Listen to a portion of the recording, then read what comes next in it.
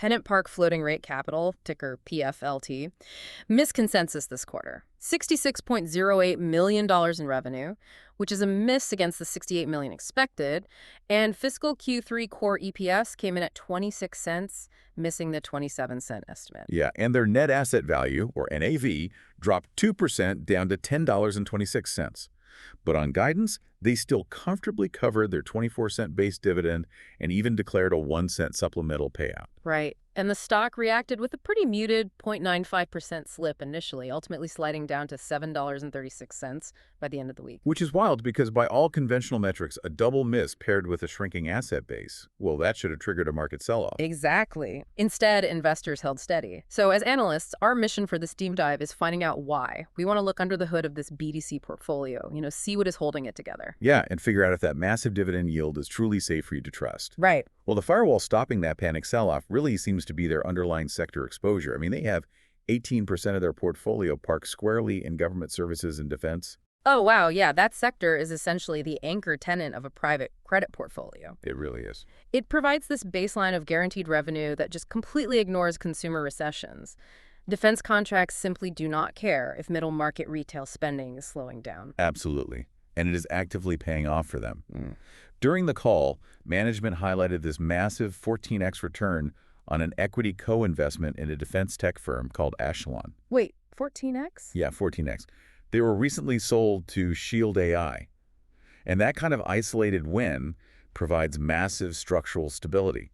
Meanwhile, their broader portfolio yield sits at 9.8%. Which makes total sense given they hold 99% floating rate debt. I mean, they are riding the wave of these elevated interest rates right now. Oh, for sure. But what really stands out to me is how they're managing the risk on their own balance sheet. They reduced their leverage post-quarter to 1.5 times. Right, sitting safely inside management's target range of 1.4 to 1.6 times leverage. Exactly. In a high-rate environment, carrying less debt themselves while extracting high yields from their borrowers, well, it creates a much safer cushion for paying out that dividend.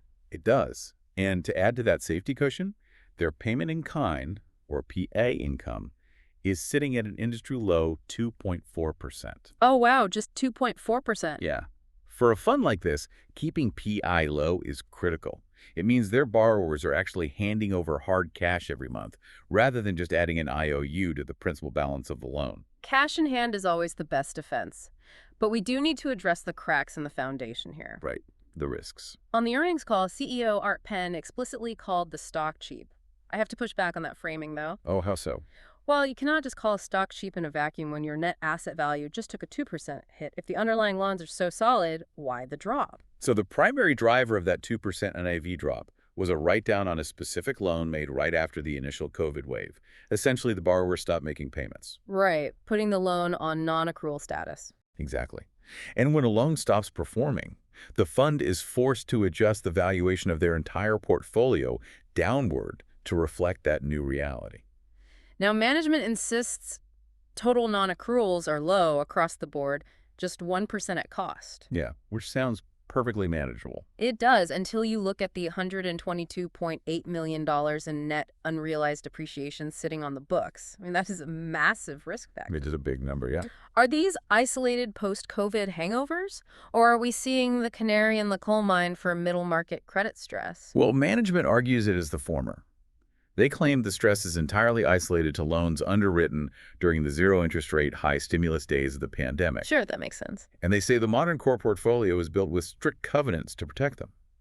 But in the private credit world, unrealized appreciation is the market's loudest signal that it sees risk on the horizon. Right. Investors are demanding that near 10% yield precisely to compensate for the reality that some of these loans might not be paid back. So it basically comes down to a tightrope walk.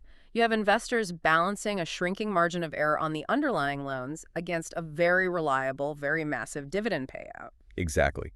The coverage is there today, but as these underlying assets shift, the safety of that dividend is definitely going to fluctuate. Spot on. And we will be tracking those credit shifts and asset valuations right here daily, so make sure you follow the show to stay ahead of the markets and see past the headline earnings numbers. Definitely. And as you monitor the space, here is a forward-looking question to ponder.